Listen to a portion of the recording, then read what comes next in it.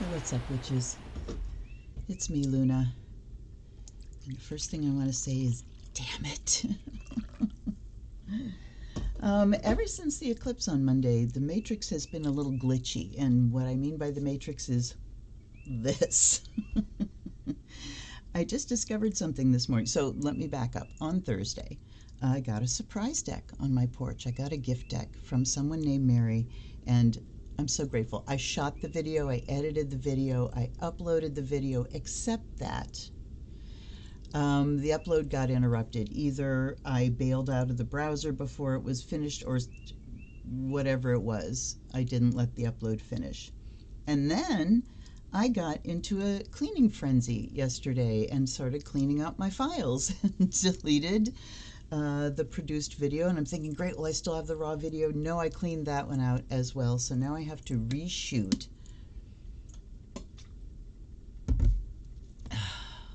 But here we go. Let's do this. No sense fussing over spilled milk. Just wipe it up, right?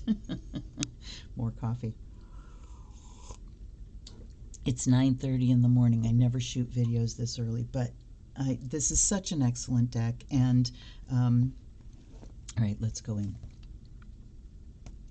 This is the Oracle of the Hekatean Path by Ken Payne and Chris Butler. And we've got this nice two-part box by Los Scarabeo, as you can see. From the dark depths of the night sky emerges a unique oracle deck based on the figure of Hekate, the key bearer. And you see the languages that we have here. All right. Black inside, no secret messages. You can see I've already been, into this deck. So, ribbon pull that doesn't really work, and I'll tell you what, I'm not the biggest fan of glossy two-part boxes because sometimes they can be hard to get open, but no problem. Let's look at the book. This is copyright 2023. We have English, Italiano, Espanol, Portuguese, and Russia. Okay, there's a dedication. And it does not say who this person is. And there are acknowledgments, and in the acknowledgments, I want to read this. Okay, special thanks to Sarita Deste, Emily Carding. Emily Carding is the author of the Transparent Tarot and the Tarot of the She. Let me see if I recognize it. Caitlin Matthews, author of many decks and books. Stephen Bright, Arwen Lynch, that name sounds familiar. Okay, I don't recognize any other ones, but there is a little verse under here. Of night enrobed, stand at the crossroad, hounds baying, wind swaying. The tree bough creaks, a night owl shrieks, and from your dreams Hekate speaks. Torches flicker and black hounds sing, Hekate, your goddess, blessings I bring. Serpents dance and moonlight glimmer, aconite bloom and magic shimmer. Meet me at the crossroads. It's beautiful. There's a crossroads not too far from me. I was just telling my kids this last night that it's a six corners. So there's 3 roads coming through, and it's a roundabout. And in the middle is a big island of just dirt and grass. And I was saying that I want to go down there like very late at night. It's not a high traffic area to begin with, but later at night there's going to be barely anybody. And I want to run into the middle of that island and grab some dirt from the 3-way crossroads. So, yeah. Anyway, this is all of the introduction.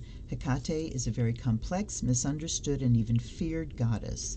She is the torchbearer, the cosmic world soul, the guide and companion, mistress of the restless dead who rules over heavens, earth, and sea, and the key bearer who stands at the crossroads of life, death, and rebirth. A vast-ranging deity who has adapted to many cultures and spanned the centuries. Whether she's made herself known to you or you are actively and humbly seeking her guidance, the Oracle of the Hekatean path has been designed to connect the user with her myriad forms and energies, as well as those other divine and spiritual entities that she so readily interacts with. I will say here that if anybody wants to participate in this, there's a wish list below. If you buy me a deck off that list, I will read for you on my unboxing video.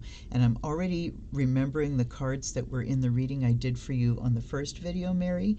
So I'm going to try to pull those out as I go through the deck and recreate that reading, but I also intend to do a second one. So we'll see how it goes. Because usually you send me a deck and I do my best to shoot the video like the day it arrives. All right, then we have how to use this deck. So it's a 60-card deck divided into 3 sections, each of which draw on a mixture of historical evidence and personal gnosis. Epithets, the ancient names and cult titles of the goddess Hekate. Symbols, the varied symbols associated with Hekate across time, which together create a spiritual toolkit, and then gods and spirits, beings that are often associated, merged, or conflated with Hekate. Then we have a crossroads spread, where have you come from, what does option A hold, what does option B hold, and then we have the twin torches spread. So 1 and 2 are the root cause of the issue for each party, so you'd have to identify who's who on which side. 3 and 4, what has caused each side to escalate the issue. 5 and 6, what obstacles prevent a solution from being found, and 7 and 8, what can help shed light on a solution, and then to Hekate's divine message. That's a cool spread. So for the cards, we have a title, and then we have more of a little description underneath, and then a keyword. So for the goddess cards, this is an advantage that I've already been through this deck and it's not a first look. For the first section of the 3, the goddess and her names, we have the Greek name, and then we have what kind of goddess she is. So Prostistos is primordial, Pamator is mother of all, and then we have a keyword for them. So that's that. Let's go in. Yes, they are very shiny, so I won't let them lie flat when I'm going through them. Now, I want to call attention to this because this caused me lots and lots of head scratching. During the first video, it says Miga, Samnir, Bawi, Phobantia, Semne, Aske, Kataske, Aaron, Oreon, Eor. What the hell is that? Well, I discovered that under the card of Vocis Magicae, Vocis, I don't know how to pronounce it, which is for raising power, it has these words. These Ephesian letters were used in the Greek magical papyri in relation to 2 charms invoking Hekate. These ancient barbarous words invoke a sense of mystery and empowerment. They raise energy and shift the mind into a suitable place for action and effecting change. They represent a need to focus energies on a specific outcome. It is time to step things up. I want to read them again. Oh, it starts with Aske. So how would you know that? It starts down here. Aske, Kataske, Aaron, Oreon, Eor, Mega, Samnir, Bawi, Phobantia, Semne. They sound magical, that's for sure. Okay. So here we have Prostistos primordial. So this is the primordial goddess form of Hekate, and she is origins. So we have collage and that nebula that I can't remember what it's called, and I can't remember, I think maybe Shekinah is what she is a statue of. Oh, one thing I forgot. We don't have anything about the author, really, other than the dedications. So, yeah, they just dedicate, and it doesn't really say anything about them, which makes me sad. I like to know about them. And, oh, here, Mary, this is the note that Mary sent me. Enjoy your gift. I'd love to know what you think of these. Feeling Hekate so strongly lately, from Mary. So you see, we don't have like a question for the reading, but that's okay. So here we have Creative Commons photo and clip art credits. So you can look to find out like where things came from maybe, but the card number 1 doesn't have a reference, so never mind. Now, Pamator is mother of all nurturing. Look at that beautiful statue. Coffee.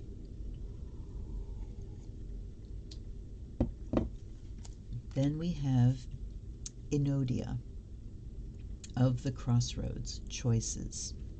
And I like what the artist does with light here. And you know, here, wait a minute. Graphic, okay, conceived and written by Ken Payne, illustrated by Chris Butler. All right. It's kind of messing with my head because I know Chris Butler. He was the founder of the Waitresses band that did Christmas wrapping, and I know what boys like. So, yeah. He lives in not too far from me. Choices. But look at the light here and the three-faced statue, which is, you know, totally Hekate. Here's Melinoe, dark-minded, and this stands for dichotomy, and I love the different colors of the torches. Again, I love the way the artist brings light into an image. Here's Gorgo, the grim, fear. So I do love that we have her name and the description of what facet of Hekate it is, and then an actual keyword. Brimo, the angry one, fury. Okay, now I have to sort of remember. Right. Borbora Forba, eater of filth, cleansing. This one is insane. That is just, it reminds me of Kali, you know, when it shows her eating the entrails of her lover. And to me, I remember sitting and meditating on that once because I just couldn't in my understanding of goddess. And I got the image of the black earth, you know, our Mother Earth, and how we can give all of our waste to her and our compost, and she loves it, she eats it, she transforms it into something that makes things grow. Pacnia Theron, Lady of Wild Beasts, nature. I love this, the wolf, the lion, the goat. Chthoniya of the earth, stability. Look at the, ooh, there's like a snake. Oak leaves. There's certainly a lot in the images that you can draw from.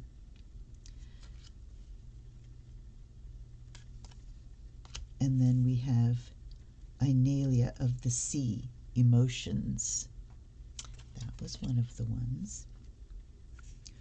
Urania, the heavenly one, purity.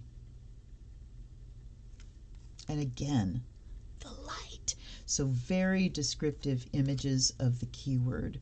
Propylaea, one before the gate, guardian. I mean, look at that. Choice is well made, and I love, again, the light, but look at how this is actually a negative image of that statue. But it brings so much light. Apotropios, averter of evil, deflection. This deck, going through it the second time, this is an interesting experience. Because I did a reading for myself afterwards, and it's like, okay, and then I set it aside for when I use it the next time. But going through it card by card again, it's like I'm seeing it for the first time, and I'm appreciating more. Leina, the lioness, strength. Look at the flames and the radiant light coming out of the head, just beautiful. Hieros, pure, sacred fire, unity. And what was that one again? Strength. Yeah, obviously. I mean, just very well thought out images. Dadophoros, torchbearer, guidance. Follow me. Kleidukos, keybearer, unlocking. I love the pentagram keys, which I did not notice before. And again, the image in negative to just give it a different look.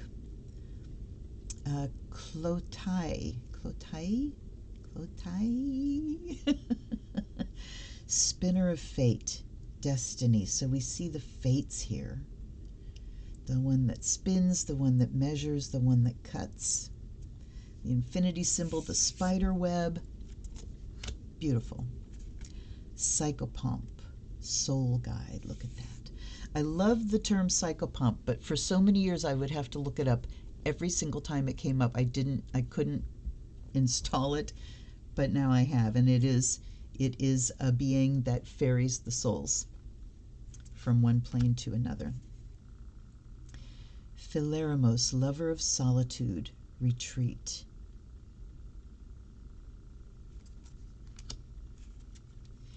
Nycteria of the night, secrets.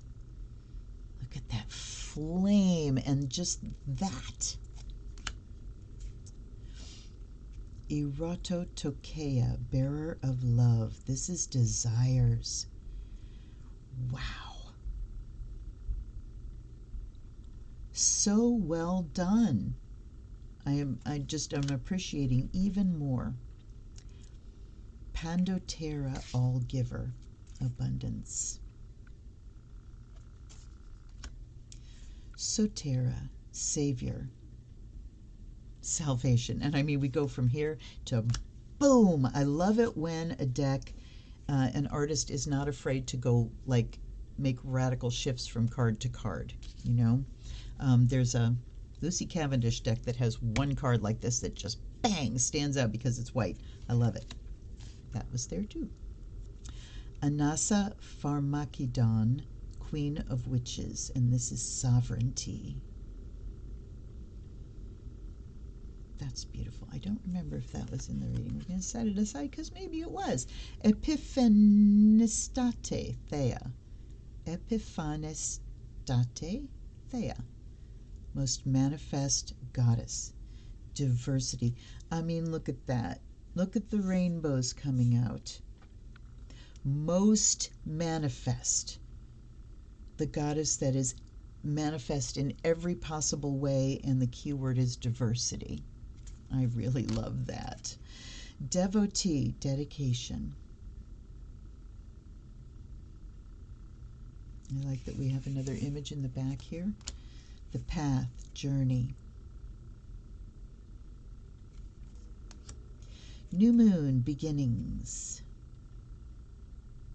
So, okay. When did we shift? So this was the last of the names of Hecate, and now we are into symbols. So the path, devotee, new moon. Illumination. Oh, I mean, look from there to there. Yes, wonderful. And dark moon release. Oh, that, I just keep talking about it. The eclipse has changed me forever. Look at this. I saw that with my naked eyes. Hecate's Deipnon, sacrifice. That might have been one. Black Hound, loyalty, yes. Look at him. Pharmakeia, knowledge. Again, it just so many good choices. Focus, Magicae, raising power, and you can see it. Look at there, you know, the mouths with the light in between, the words coming out, and the power they're raising. Chris Butler, I'm going to be looking to see if you've done any other decks, because boy, does he have a sensibility. Cords, bondage.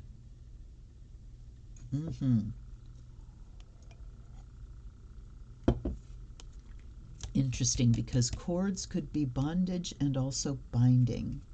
You know, the positive side is binding, which is, you know, when you bind a spell, you attach the magic to it.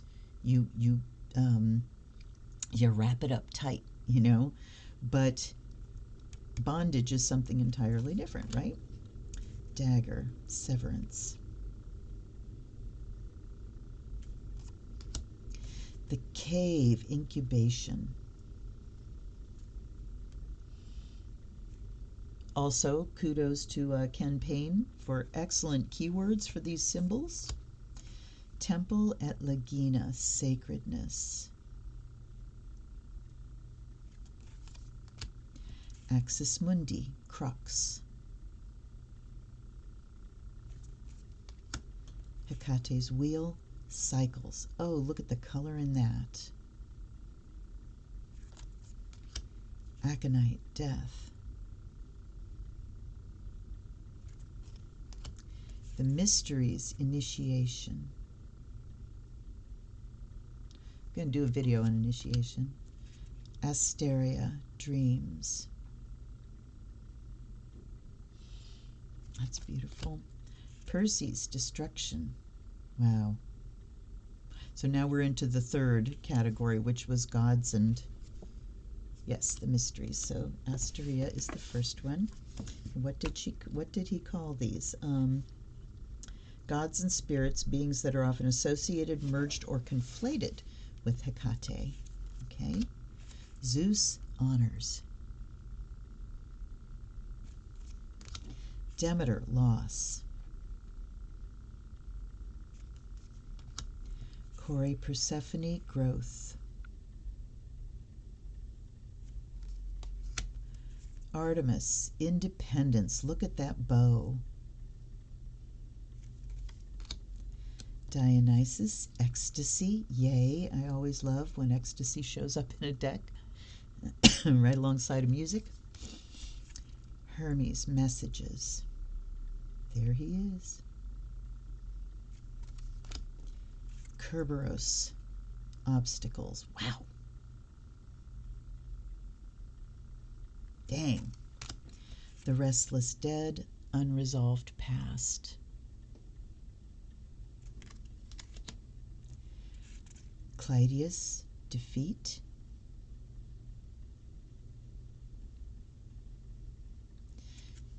I think that was one. Medea, magic. Yes, both of those were. Okay, Kirke, transformation. So usually spelled C-I-R-C-E. So Circe is what I used to say, but here we have the K, Kirke. So I wonder, that must be voces for the C. Anyway, transformation. Look at her pigs. Lampades, companionship. I love the movement. Holy Daemon, lower realm. This is protection. Then with a key, then we have the Holy Daemon, middle realm, and we have healing with a torch.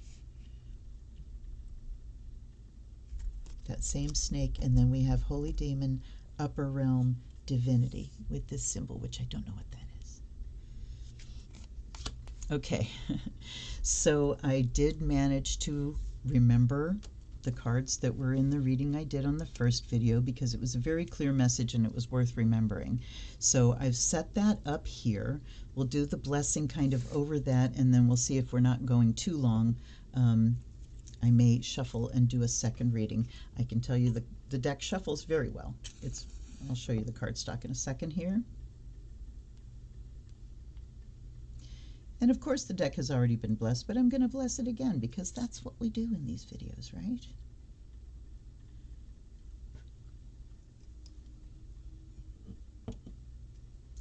Okay, by air and fire, may you be purified and charged.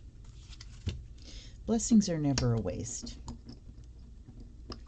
And by water and earth, I'm just sprinkling, may you be blessed and made whole, and, oh, I've got it on my finger. Okay.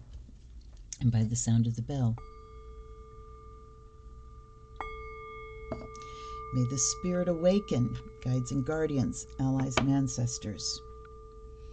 Thank you so much for your presence. Thank you for allowing me to remember the reading. Thank you for being with me and guiding my steps. Okay. Oops. So what we have here In the center, we have Philaremos, lover of solitude, and it says retreat.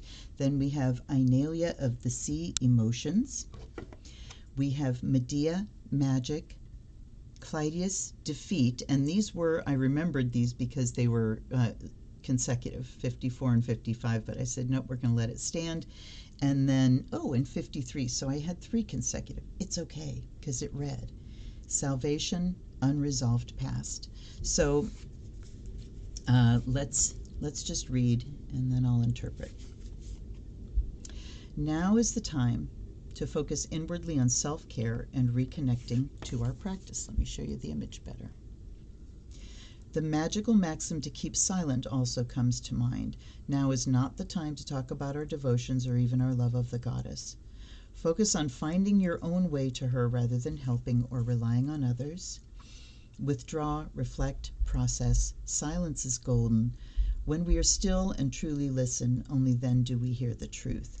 So I thought it was interesting that the meaning is written just like specifically for working with the goddess, where it says, now isn't the time to be telling people about your working with the goddess and stuff, but we can generalize that message to whatever it is that you're working on, whatever's going on, deep inside you. It's not time to reveal that yet, particularly if you've got some tender things going on, or some creative things going on. It's time to keep things close to the vest. And I want to comment on the to keep silent that they talked about. In initiation, like I already said, I want to do a video on initiation. Oh, I offer my guides fresh water in the fire of Azrael. What the heck am I doing here?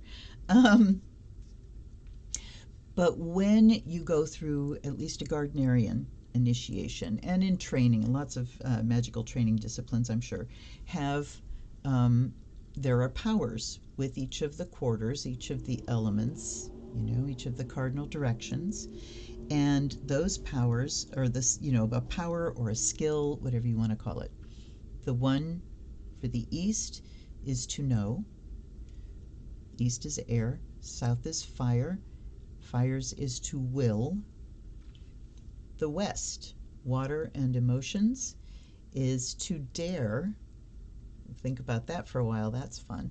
And then for the north and earth, the power is to keep silent. So, and I've just told you a mystery, so, don't come for me, Gardnerians, like they will. So yeah, there is a power in keeping things to yourself, and particularly I'm thinking about, spell work. And I think about when you were a kid and you had a birthday party and they lit the candles and sang happy birthday, and you made a wish and you blew out the candles. What did they tell you? Don't tell anybody your wish or it won't come true. That's the power of keeping silent. When you do a spell, it really is best to just keep it silent, because if you start talking about it to everybody, what you do is you grab that energy and pull it back in. It can't be out there doing its work. So the power of keeping silent is a big one. Okay, so we have to keep silent, and then let's just read the rest. All right, Medea, magic. Red priestess of Hekate, Medea is known for her skillful crafting of spells, potions, and devotion to the goddess. Her abilities have helped and hindered the heroes and gods of old, but her gifts are inherent in the depths of Hecate's teachings. From serene to frenzied, she is not afraid to do the hard work, and her emotionally charged conjuring has huge potential for change, causing dramatic shifts of energy. So, from serene to frenzied, she's not afraid to do the hard work, and emotionally charged conjuring. I'm getting more out of it this second time. So this is awesome. When you do magic, it's not just repeating some words or, putting some stuff together and binding it and saying those words and setting aside. What charges the spell, what charges your magic, is the emotional energy you invest in it. So you have to drum up that emotional energy. I mean, literally, drumming is a great way to do it. You have to create, you have to channel energy. We don't create it, we borrow it, we move it through. right? And infuse emotion. So when you're working towards an outcome, how are you going to feel about that outcome? You know, ecstatic, blissful, happy, you know, justified, satisfied, whatever it is. You got to pull up those emotions and send them off. So Medea talks about that emotionally charged magic. Then we have Clytius. Defeat. Here we see Hecate's triumph over her adversary, the giant Clytius. So her triumph is his defeat, but we're focusing on the defeat here rather than victory, which I think is interesting. Pardon me. And I get it, because the card is named Clytius, the focus is his defeat. I got kind of confused in the beginning. It's like, why don't they call it victory? Because she's not the focus, he's the focus. And it's his defeat. So, this card represents how we tackle obstacles. The odds may seem stacked, but we can be sure of evoking the goddess's power to help us succeed. Through the transformative flames of her fiery brands, we can be set free. Get creative about options. Now's the time to stand up and fight for what you believe in. So, the goddess's power to succeed and tackling obstacles. So Clytius is like the obstacle. How do we tackle obstacles? We defeat obstacles. What are we going to do? All right, get creative about options. Then we have salvation. Sotera. Radiant Sotera is above all else. From her all things flow, and to her they will return. She is the Chaldean source of souls, from whom virtues are brought forth. The power of clarity, ascendance, and spiritual revelation is present here. And Hecate's divine message will bring a radical enlightenment to help you progress. Change instills fear, but Sotera's light is pure, generative, and eternal. However, be aware of the brilliance of others, as their false light can blind you against the unsavory qualities hidden away. So there is a little warning there. And then we have the restless dead. So she's just talking, let me a minute. Virtues, ascendance, and spiritual revelation, radical enlightenment, progress, and sometimes the fear that comes with moving into new territory. All right, the restless dead. Unresolved past. The past will return to haunt us at some point, but it can only hold power over us if we let it. Commanding the restless dead, Hecate helps you control your unresolved issues. Some can be ignored, but others need processing and integration. Cast off what does not serve your highest good. Focus on the lessons that are part of your growth cycle. And then down here we have 10, and then I will go through the whole thing. Inalia of the sea emotions. Inalia's cleansing waters can help you heal from trauma and clear out emotional baggage. Surrender anything that does not serve you to the depths and don't look back. Work with this oceanic aspect through dreams, guided meditation, and intuition, exploring the untapped depths of your psyche. Beneath the tranquil surface of the ocean lies the tumultuous depths of feeling and emotion. Inalia is both free-flowing and crushing despair. Don't be afraid to get wet. Take a deep breath and dive into feeling. Crushing despair. Okay, so what do we have here? Retreat. I'm looking at the center axis here. We have retreat and emotions. So we can be retreating from emotions, or we can be retreating into our emotions. But let's look at what happens here. We certainly have restless dead rising up. And we have an obstacle here that either, and this card, there's an argument to be made for doing reverses in this deck, because her upright could be, she defeats her enemy. The other way could be he defeats her, or she upright victory, him upright defeat. At any rate, we've got something in the way. And I'm also looking at the spots of light here, but we're having our attention called to something that is in our way, and we may be retreating from it. Ooh, that's a big obstacle. I don't know if I can handle it. And then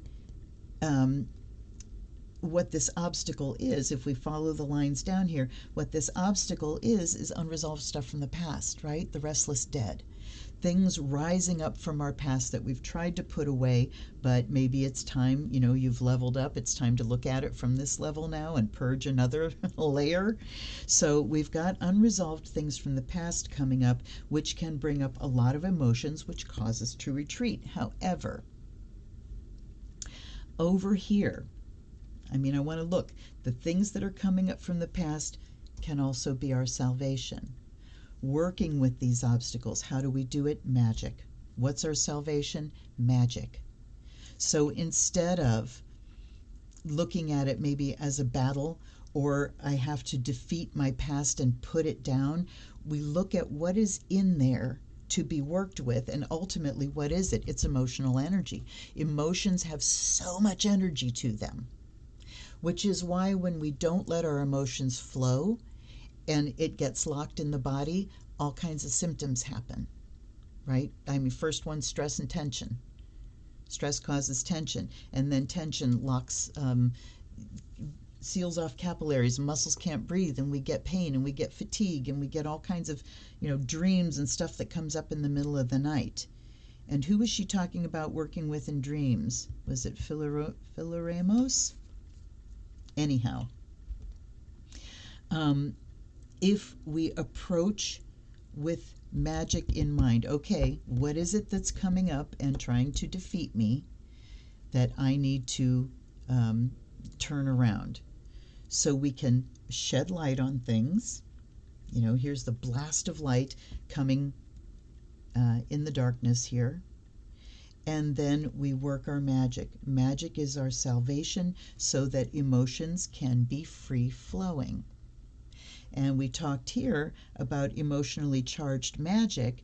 So what that can look like is going back to these past issues, these past traumas, and working to really connect with that initial emotion, And, okay, side quest here. When we have unresolved trauma, it gets triggered. We have something trapped in here, and an event can come along, and it triggers that trauma, and we can react emotionally in a like the intensity of it is worthy of the initial event. There's a congruency there, right? But the strength of emotion doesn't match what's happening in the present at all, So you can see people like flip out over things, and you're like, what the hell happened here? And if somebody's not ready to accept what's happening and see that it's their own trauma they need to deal with, then they're going to throw blame. It's your fault. You did this, But, and so if you catch yourself doing that, having an outsized reaction to something, then it's time to look at what is it that's really at the heart of this? What unresolved issue is rising up from the past? And so we use that emotional energy that comes up and feel it, move it through the body, and aim it towards healing. Aim it towards healing. And that magic becomes your salvation so that we have emotions that are free-flowing, that are in the present moment. Our emotions are informing us about the present moment and not triggering, being triggered from past stuff. And so this is free-flowing emotion that we can feel, that's extremely informative rather than retreating from it. Yeah. Oh, I'm so glad I remembered those cards because it was a damn good reading. I hope it was a damn good reading for you, Mary. I think maybe I will take a few more cards. I'd love to hear your feedback, my dear. But let's do a couple more. Let me cut through first. Okay, and so you can see how she shuffles too, because she shuffles like a dream. See? Let me go cut. Whoops, okay. Here we go. Propylaea, one before the gate. Urania, the heavenly one. And here comes Medea again. Magic. There's Clytius, Chthoniya of the earth, and Patnia Theron, Lady of Wild Beasts. Okay, so I'm looking at this as maybe a more collective reading, but we'll see how it goes. We'll try to make it quick. Let's just go with keywords and not look things up just yet. Water. Okay. Propylaea, one before the gate, is guardian. Nature is down here. Purity, magic. Defeat and stability. Okay. So I'm seeing here, guardian of nature. But let's just deal with the first line. Guardian, purity, magic. I mean, I can't deal with it all by itself. Let's just go, we will read. Because I'm getting a message here about the magic that we're being called to do to protect our environment, to partner with Hekate, to protect the wild beasts of this planet. Okay, guardian. We still have consecutive cards. Oh, well, Oh, look, we have 3 pairs. 11, 12, 54, 55, 8, 9. Fascinating. Propylaea. Hekate has stood sentinel at the entrances of cities, homes, temples, and the underworld for millennia. She may be barring ways that you are not yet ready to follow. She may be barring ways that you are not yet ready to follow. Okay, standing astride the threshold, torches in hand, Hekate guides and guards. Will she let you pass? Hekate reminds us to take care of our own guardianship and defenses. Be guarded but not closed off. Establish sensible and solid boundaries and stick to them. Paranoia disguised as self-preservation only serves to isolate us from people and experience. Ooh. Wow. Okay. Boy, there's levels there, huh? How we keep ourselves safe from things, how we may be trying to go down a path that's not for us now or ever, maybe not for us yet, and she's guarding the way there to keep us safe. Boundaries. Okay. So, then we have purity, Urania.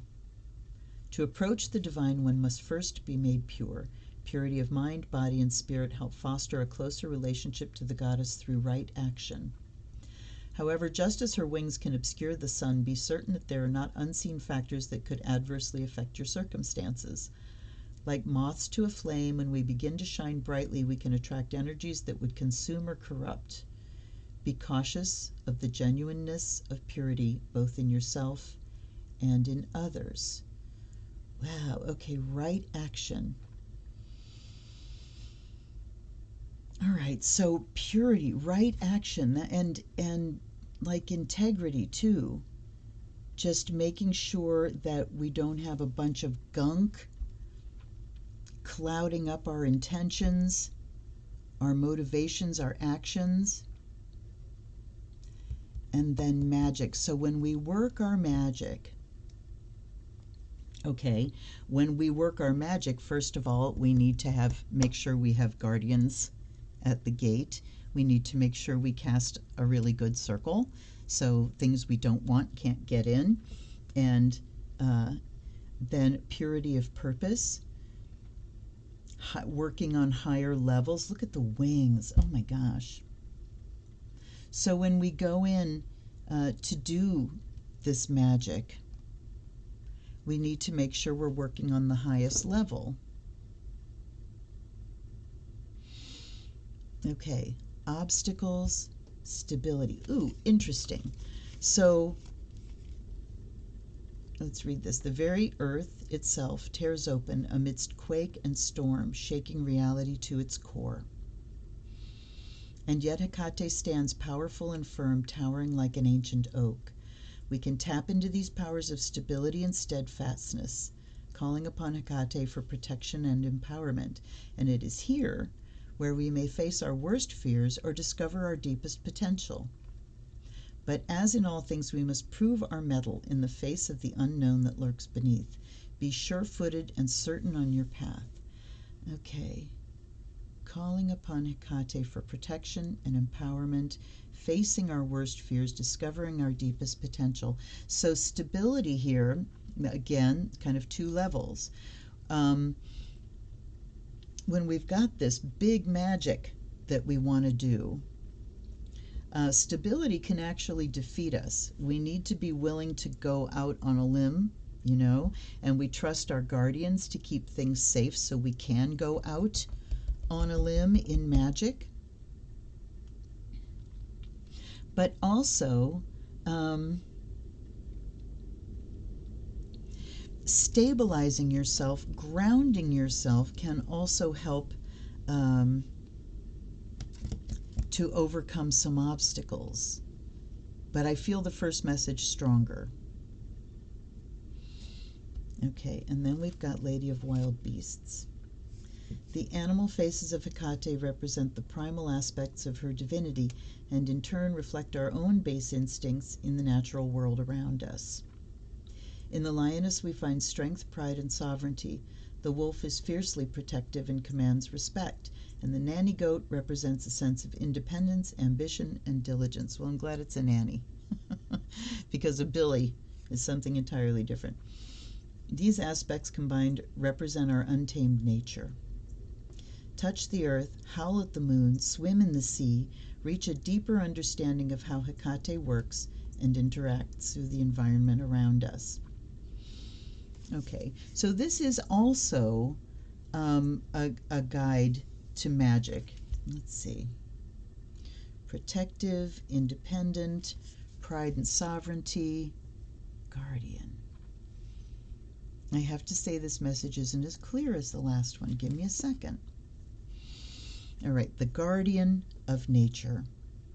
So this is invoking these wild aspects, bringing these into our practice in order to invoke Hekate as the guardian of the earth.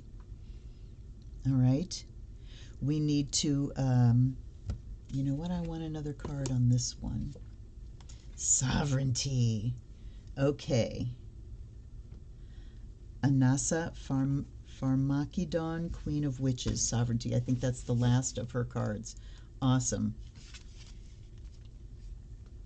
Whether we walk our path alone or join others, we will become our own priests and priestesses.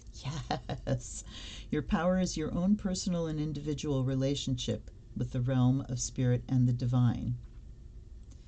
Your individual relationship with Hekate is the most important aspect of walking your path. All roads lead to Rome, but we are all coming from different places. Aid the journey of others if you're moved or inspired to. That said, you can lead a horse to water, but you cannot make it drink. So instead of this thinking that we're in this pitched battle, if we come at things with this idea of sovereignty and call on Hekate as the sovereign, so not focusing on the obstacles, focusing on our power, and our power lies in our relationship with the divine. So we are related to Hekate the guardian, Hekate the heavenly one, Hekate of the earth, Lady of wild beasts, Queen of witches. Our power lies in our relationship with each of those aspects of her. Where do we find that?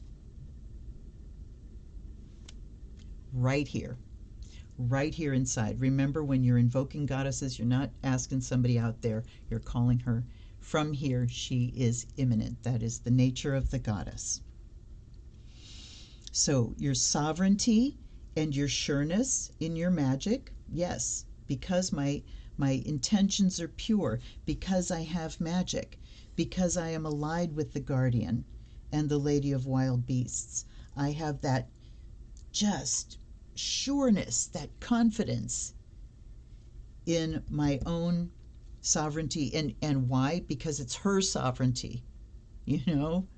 How can that be? I mean, that's unshakable.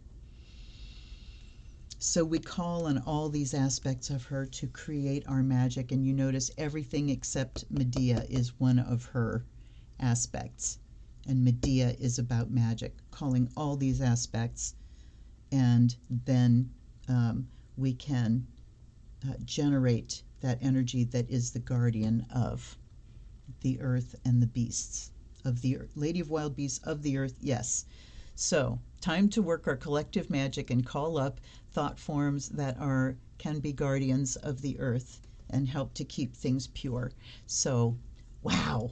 Okay, I am glad I did that and stuck it through because, yeah, you take a hit on things and it really clarifies. All right, now, Mary, what do you think? Mary, thank you. Thank you, thank you, thank you. Your name is in the book. Every time I use this deck, you have my blessings, my dear. I am so grateful to you. And again, if you guys want this deal and you want to get your own readings, the only way to get a reading from me right now, unless you somehow find a way to join my family. But you are my family, so buy me a deck, get a reading. What a deal. I will see you next time. Thanks for hanging out with me. This is Luna. Blessed be.